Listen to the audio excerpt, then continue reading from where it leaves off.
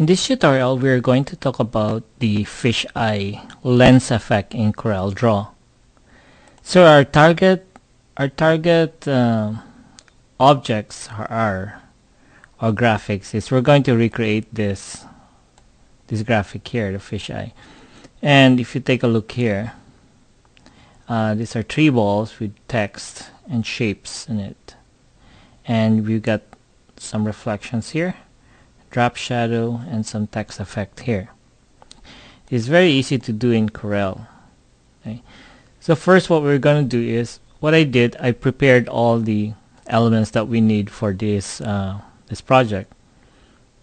So I created dots here, some text, and also some stars.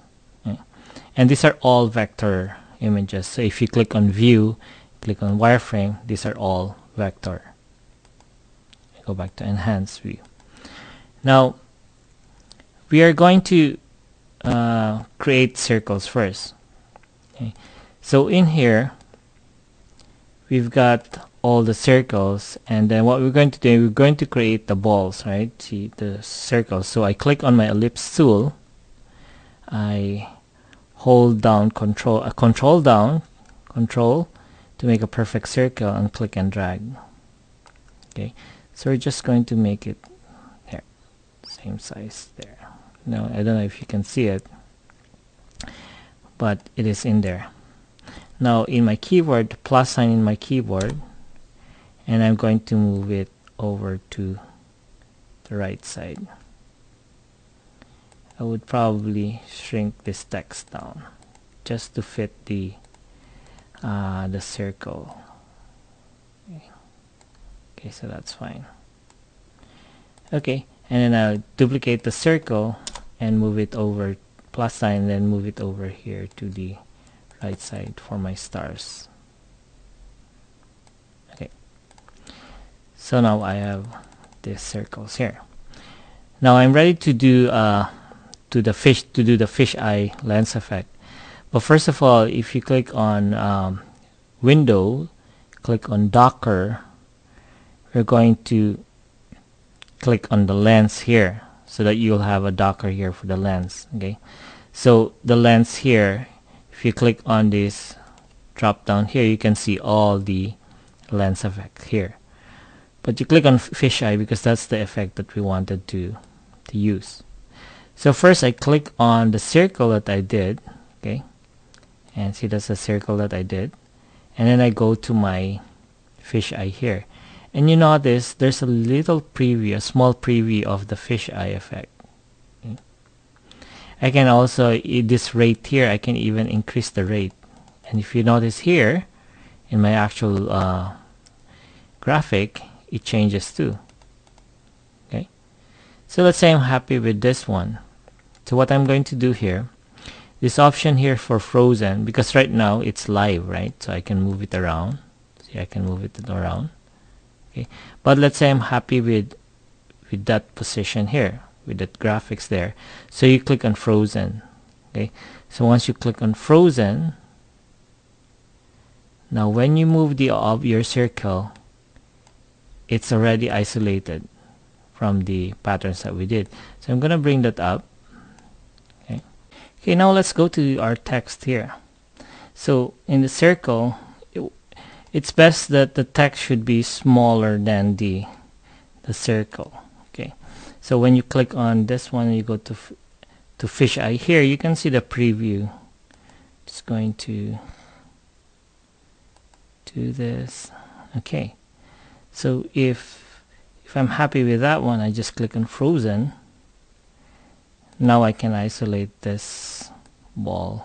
I'm going to bring it up. Okay, now I'm going to go to my stars here. So I click on my object or the circle, and then I'm going to increase the, let's say I'm happy with that, and then click on frozen. Okay, so once I've frozen it, I can isolate it.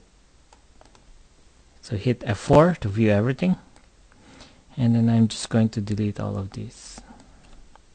I don't need that anymore. So I close this, and then I'll start doing my effects here.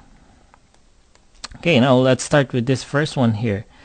So the best way here is that if you look at the target object here, it's in an angle, right? It would look nice if it's in an angle. So I click and click one more time, okay, to get the rotation pins here. Click and then drag. Do that one. So click one more time to rotate. Okay, happy with that. Click another time. There. Okay, now let's go to the first one here. So once you click on frozen in the fisheye, these are grouped together. Like there are three objects here grouped together. Okay, but one group is of course the circles here, the small circles. So I'm going to ungroup that. Okay, you can ungroup the objects by going to this icon here, or you can, Control U to ungroup.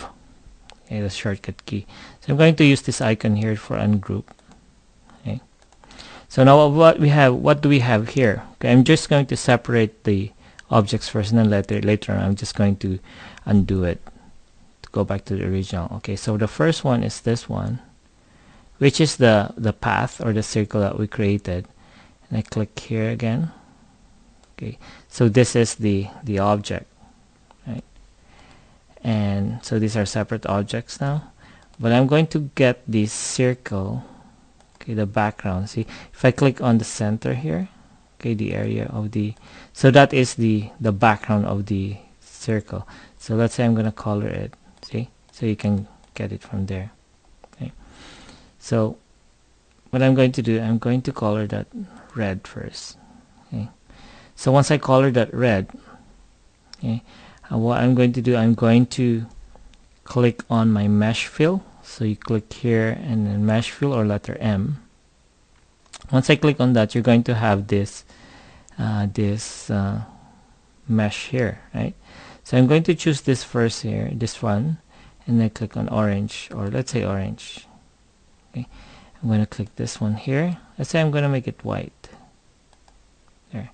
See the difference now? You can create some very nice patterns there. Let's say here, highlight that, and I'll make that, let's say, purple. Okay, and so on. Now if you want to make this, I'm going to zoom in here. Now if you want to make, okay, I'm selecting a mesh fill because see in my status bar here, it says here mesh. Okay, so I go to my mesh fill. Let's say I want this to be darker, so I select these 4 nodes here and go to my black, hold down Control and click on it to get a darker shade. See here, you can see it's becoming darker. Okay, I'm going to do the same with this one. I highlight those 3 nodes and then hold down Control and click on black to make it dark. Here. Let's say I'm happy with that. Okay, so I'm fine. Now what we're going to do is I'm going to click on the mesh fill, okay, which is the background that we just did. I'm going to put that in the clipboard, so Control C, or actually you're going to cut it, so you click on edit and then cut, or Control X for cut. Okay, so we cut it. So this one we don't need. Okay, so we're going to group this first. Group all of this so it's easy to color. Click on group for this. Okay, this is the icon for group, or Control G, and then I can color that too. So I can color it. Just gonna check what color we used here. Okay, it's like white and orange. Okay, or we can do any color if you want. Okay, so we start with the gradient fill. So you click on interactive fill here and click and drag going down. Okay, of course you can't see it,